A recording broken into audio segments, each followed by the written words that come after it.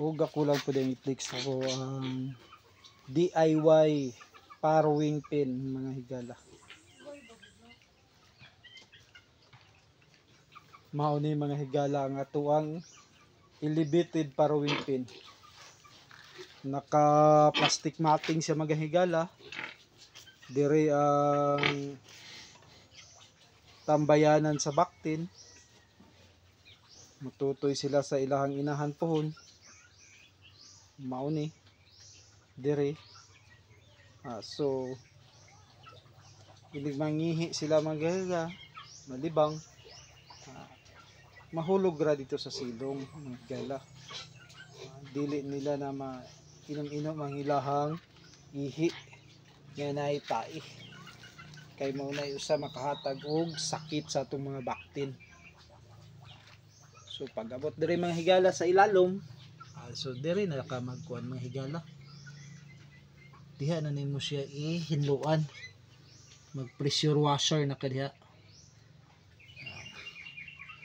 Diha ka magwashing. So kini siya nga tuang gikuan sa tuang pohon atong anay. Siminto lang yung ilag, siminto. Siminto. Nga dire sa iyahang huluganan sa iyang hugaw. Bakal lang mga higala, bakal. So mahulog po dire sa ilalom.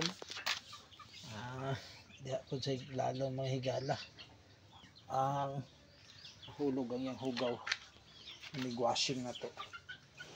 So mao ni mga higala ang ato ang elevated parawing pin. Kinsay gusto mo tan-aw, pwede kimo tan-aw dire para makahimo pud mo sa inyong puhon nga elevated parawing pin.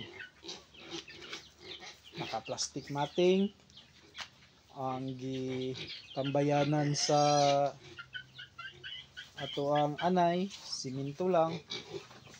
Ang para sa baktin, plastic matting. Unya, mao ni diri mga higala.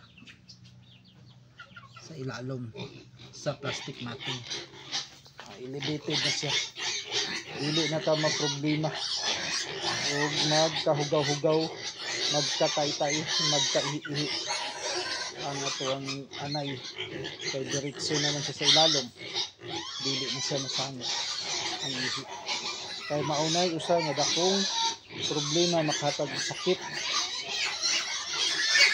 nga mag-ipon ang ihi ug ang tae.